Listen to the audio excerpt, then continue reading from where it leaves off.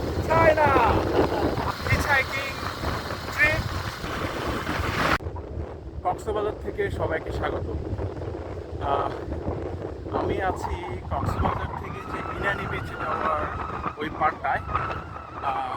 Beach একদম খালি, এদিকে মানুষজন তেমনটা নাই।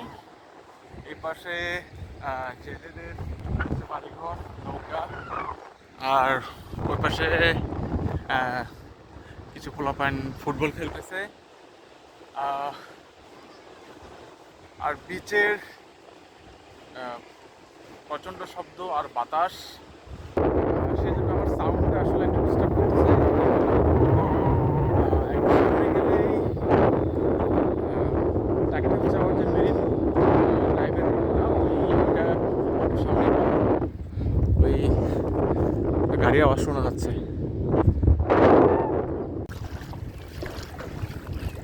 পিছনে ওখান দিয়ে আমি শর্টকাট আসতে যাই, আমার পা দেবে গেছে একবারে। মানে ওই দিক থেকে যে পানি আসতেছে, পানির সাথে সাথে যে কাদা মাটি এবং বালি আসে, এগুলা স্তূপ হয়ে আছে আর কি ওখানে। আমি ভাবছিলাম যে এটা বিচের বালির মতোই শক্ত, কিন্তু পরে দেখি যে আমার জুতা সহ ঢুকে গেছে।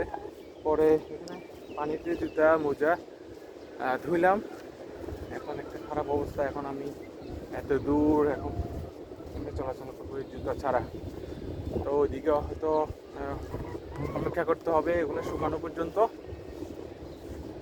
এইদিকে মেরিন ড্রাইভের রাস্তাটা দেখা যাচ্ছে, গাড়ি চলাচল করতেছে। জুতা ভিজে গেছে, খালি পায়ে হাঁটতেছি, একটু সমস্যা হচ্ছে। তবে আমার এক পাশে সমুদ্রের বিশালতা, সমুদ্রের গর্জন, আর আরেক পাশে পাহাড়। দিগন্ত জুড়ে পাহাড় আর সমুদ্র, এই এক অসাধারণ অনুভূতি।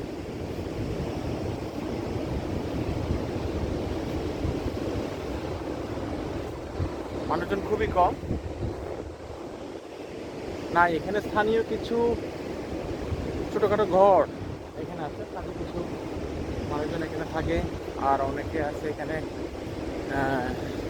যারা মাছ ধরতে আসে, তারা হয়তো বা এখানে টেম্পোরারি কিছু ঘরটর করে রাখছে এরকম।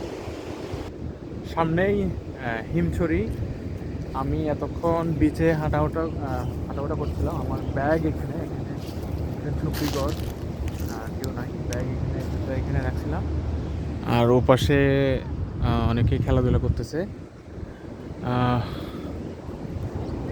তো দুপুরের 1:30 বাজে, খাওয়ার সময় হয়ে গেছে। আমি দেখি সামনে কোথাও খাওয়া দাওয়া করতে পারি কিনা।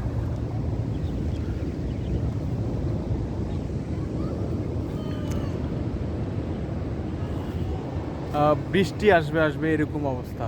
মানে ছোটো ছোটো ফোঁটা পড়তেছে, অনেকক্ষণ ধরে এরকম ছোটো ছোটো ফোঁটা পড়তেছে, কিন্তু এরকম বেশি না আর কি। এখন বুঝতে পারছি না বৃষ্টি আসবে কি না। আকাশও মোটামুটি পরিষ্কার দেখা যাচ্ছে।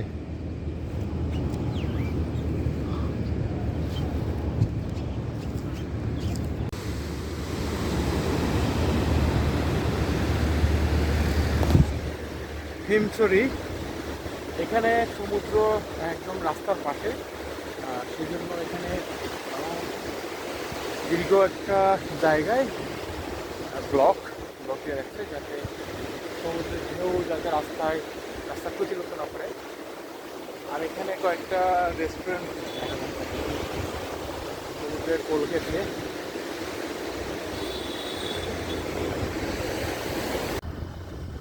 Here is my friend from China. I asked him for lift. He just stopped and he took me on his bike, and we are just driving away ahead. And see, guys, people from China, and this is my first hitchhiking trip, and it's really amazing.